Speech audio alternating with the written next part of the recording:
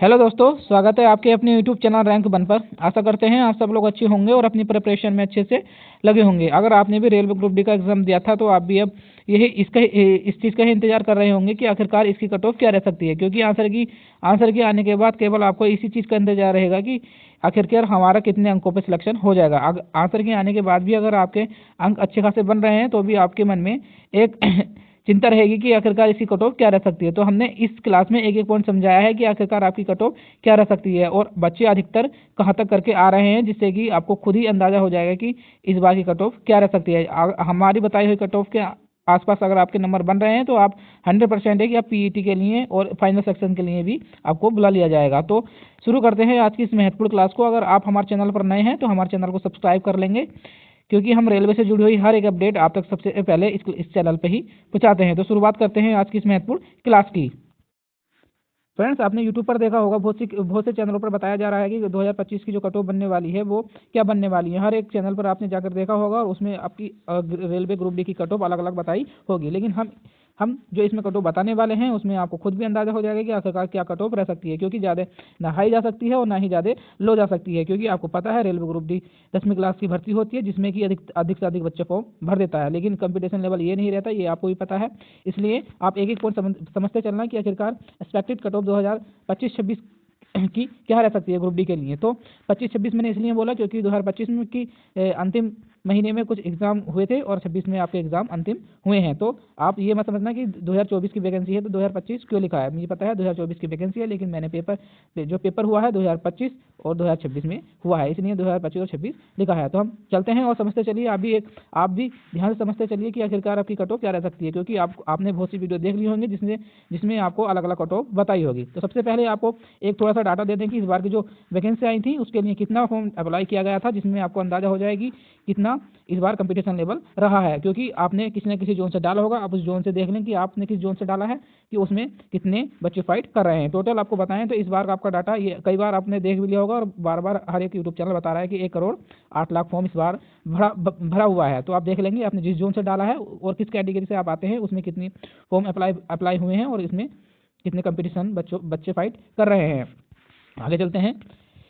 आपको पता है कि रेलवे ग्रुप डी में क्वालिफाई करने के लिए आपको अगर जनरल में आते हैं तो आपको 40% मार्क्स लाने अनिवार्य होते हैं, और ओबीसी या एससी या एसटी में होते हैं तो आपको 30% मार्क्स लाने होते हैं। मान के चलिए अगर 100 नंबर का पेपर है तो आपको इसमें से 40 नंबर अनरिजर्व के लिए लाने होंगे, जब भी आपका मानक पास किया जाएगा। और अगर आप ओबीसी या एससी या एसटी से होते हैं तो आपको 30 नंबर लाने होते हैं, तब आपका मानक पास होगा, क्योंकि इसके बाद ही आप कट ऑफ में आएंगे। अगर आप अच्छे पढ़ने थोड़े एवरेज भी हैं तो आप आसानी से इसको पार तो कर ही लेंगे। तो अब चलते हैं आगे। आपको बताएं जो हमने 1,08,00,000 का फॉर्म इस बार जो डले हुए हैं तो उसमें केवल जो अटेंडेंस रही है 45 से 50% के पास अटेंडेंस रही है। बस इस वैकेंसी में जो बेनिफिट आपको मिलने वाला है वो इसी चीज़ का मिलने वाला है कि इसमें अटेंडेंस बच्चों की बहुत ज़्यादा कम रही है, क्योंकि ये शॉकिंग करने वाला डाटा सामने आया था। हर एक ये ऑफिशियल साइट से भी आया था कि इस बार की जो अटेंडेंस रही है केवल 45 से 50% के आसपास ही रही है। हर बार की अटेंडेंस जो रहती थी वो लगभग 65 से 70 के आसपास रहती थी, जिसमें कि अटेंडेंस की वजह से ही हाई कट ऑफ जाने के अधिक चांस बने रहते थे। लेकिन इस बार की जो अटेंडेंस रही है वो केवल 45 से 50 के पास ही रही है। तो बच्चे ने पेपर बहुत छोड़ा, और पेपर छोड़ने का रीज़न आपको पता है कि ये भर्ती 2024 में आई थी, जिसमें कोर्ट केस कर दिया गया था आईटीआई छात्रों की तरफ से। तो ये एक कोर्ट केस में फंसी रही थी, जिसमें कि बच्चे को गुमराह रहा था कि इसमें आईटीआई होगी या 10वीं क्लास वालों को पेपर देने का मौका मिलेगा। तो इस चक्कर में ही जब ये कोर्ट केस फाइनल हुआ था तो शीघ्र ही इसका पेपर ले लिया गया था, जिसमें कि बच्चे की तैयारी नहीं थी, इसीलिए वो इसमें पेपर देने के लिए गया ही नहीं था। तो ऐसे ही है, इसलिए इसमें 45 से 50% की अटेंडेंस रही थी। आपको बता दी रीजन के साथ बता दिया है कि इस बार जो अटेंडेंस रही है वो कितनी रही है और क्यों रही है। अब चलते हैं नीचे। और जो इस बार का जो बच्चा अटेम्प्ट करके आ रहा है आउट ऑफ 100 मार्क्स का पेपर आपको पता होता है, इसमें जो अटेम्प्ट बच्चा करके आ रहा है, मैथ का जो मॉडल पेपर बताया गया था उसमें से 17 से 19 ही अटेम्प्ट करके बच्चा आ रहा है, क्योंकि 20 नंबर की मैथ पूछी जाती है, 25 नंबर की मैथ पूछी जाती है, जिसमें कि केवल बच्चा 17 से 19 ही अटेम्प्ट करके आ रहा है। ये केवल अटेम्प्ट की बात बता रहा हूँ, ये नहीं है कि बच्चे ने 17 किए हैं तो उसके 17 ही सही होंगे, क्योंकि बच्चे ने अटेम्प्ट इतने ही किए हैं, क्योंकि कितना ही पढ़ने वाला बच्चा हो उसने उसने 17 से 19 के बीच में ही अटेम्प्ट करके आया है। ऐसे ही रीजनिंग में बच्चा 24 से 28 के बीच में करके आया है, क्योंकि इसमें इजी और मॉडरेट दोनों तरह की रीजनिंग आई थी। और साइंस में 16 से 18 ही करके आया था। इसमें भी मॉडरेट टू हार्ड साइंस के क्वेश्चन आए थे। और जीके जीएस में तो आपको पता ही था कि इस बार जीके जीएस ने हाल बेहाल कर दिया था, क्योंकि इस बार केवल करंट अफेयर के ही क्वेश्चन सीधे सीधे पूछे गए थे। इसलिए बच्चा 7 से, मुझे लगता है 7 के आसपास भी बच्चा नहीं कर पा रहा था, क्योंकि करंट अफेयर्स ऐसा ही पूछ लिया गया था। और बच्चे ने हिस्ट्री और जो तीनों सब्जेक्ट होते हैं हमारे, उसका पूरा रिवीजन करके गया था। और जीके जीएस भी अच्छे से करके गया था, लेकिन क्वेश्चन उसमें ज़्यादा फंस नहीं रहे थे। इसीलिए बच्चा केवल 7 से 10 के आसपास ही करके आ रहा। तो आपको हमने बता दिया कि बच्चा हर एक पेपर में कितने कितने अटेम्प्ट करके आ रहे थे। ये डाटा ऐसे ही नहीं ले लिया है, ये पोलिंग के द्वारा लिया गया है कि हमने पोलिंग भी लगाई थी अपने चैनल पे, जिससे कि हमने बच्चों से पाया कि कहाँ से कहाँ तक बच्चा अटेम्प्ट करके आ रहा था। तो इनके ही बीच में अधिक से बच्चे ने वोट किए थे। और हमारे जो साथ में बच्चे हमारे पास में और हमारे जो कॉलेजों के पास में बच्चे रहते हैं, उनसे भी हमने पता किया, तो वो भी इतने ही बता रहे थे, जो अच्छे खासे पढ़ाई में हैं, अच्छे खासे पढ़ने में थे बच्चे। तो आगे चलते हैं। हमने आपको बता दिया कि कितना इसमें बच्चा अटेम्प्ट करके आ रहा था। आप देखो, आप कट ऑफ खुद अंदाज़ा लगाओ कि अगर हमने माना अगर 19 जो बच्चा अटेम्प्ट करके आ रहा था, हाईएस्ट बच्चा जो अटेम्प्ट करके आ रहा था, अगर उनको भी हम सारे सही मान लें, तो भी ये 75 ही नंबर बन पा रहे थे। मैंने माना 75 सारे सही तो नहीं होते हैं, लेकिन 75 से भी कुछ बच्चे ऊपर भी होंगे, जैसे भी ज़्यादा इसमें स्कोर कर रहे होंगे, तो वो लगभग 80 के आसपास भी अटेम्प्ट कर रहे होंगे, मान के चलें।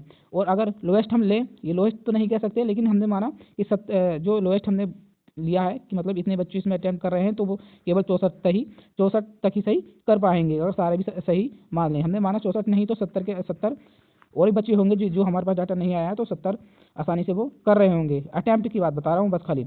तो अब हमने आपको बता दिया कि 70 से 80 ही अटेम्प्ट बच्चा कर रहा है। ज़्यादा से ज़्यादा 85 के आसपास पहुंच जाएगा। लेकिन आपको पता है रेलवे में क्वेश्चन अधिक होते हैं और टाइमिंग का इसमें ज़्यादा इशू रहता है कि बच्चों का टाइम जल्दी निकल जाता है, इसलिए इसमें अटेम्प्ट बच्चा ज़्यादा नहीं कर पाता है। और इसमें 20 नंबर तो आपको पता है जीके जीएस में करंट अफेयर ही पूछ लिया गया था, तो इसीलिए बच्चा बहुत कम अटेम्प्ट कर पा रहा था।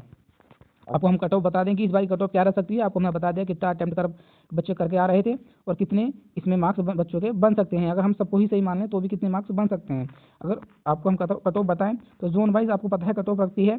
अगर आपके अंडर रिजर्व में अगर 70 बन रहे हैं, ये 100% की श्योरिटी की बात है कि अगर आपके 70 अंडर रिजर्व में बन रहे हैं, तो आपका पीईटी के साथ फाइनल में भी नाम आसानी से आ जाएगा। जब ऑफिशियल कट ऑफ आएगी तो आप देख लेना, इसके आसपास ही कट ऑफ लगी हुई दिखेगी। ओबीसी अगर आपके 68 बैठ रहे हैं, तो आपका भी इसमें फाइनल सिलेक्शन हो जाएगा। एससी में 65 नंबर आने वाले बच्चे के, हालांकि 65 ज़्यादा हैं, 60 के आसपास भी बच्चे के अगर नंबर आ रहे हैं, तो वो भी आसानी से इसमें पीईटी और फाइनल सिलेक्शन के लिए हो जाएगा। और ये कट ऑफ हर एक जोन में वेरी करेगी कि किस जोन में कितने फॉर्म डले हैं, उसमें क्या कंपटीशन लेवल रहा है, तो वो आप अपने जोन में अलग देख लेंगे। लेकिन 65 अगर किसी भी जोन में आ रहे हैं, तो उसका आसानी से हो जाएगा। कुछ जोन हैं जो इससे भी हाई जा सकते हैं, जहाँ पे कंपटीशन बहुत ज़्यादा हाई रहता है। एसटी में आपके 62 नंबर बन रहे हैं, तो भी आपको सिलेक्शन आसानी से हो जाएगा। और ईडब्ल्यूएस में अगर आपके 60 बन रहे हैं, तो आपका सिलेक्शन और पीईटी दोनों को मिलाकर सिलेक्शन इसमें हो जाएगा। तो आपको बता दिया है हमने ये कट ऑफ के क्या रहने वाली है, क्योंकि हमने आपको पूरा इसका ब्यौरा दे दिया है कि अगर हमने इतने सही भी माने, तो भी बच्चे 75 के आसपास ही सही अटेम्प्ट करके आएंगे, इसीलिए कट ऑफ इसके आसपास ही रहेगी।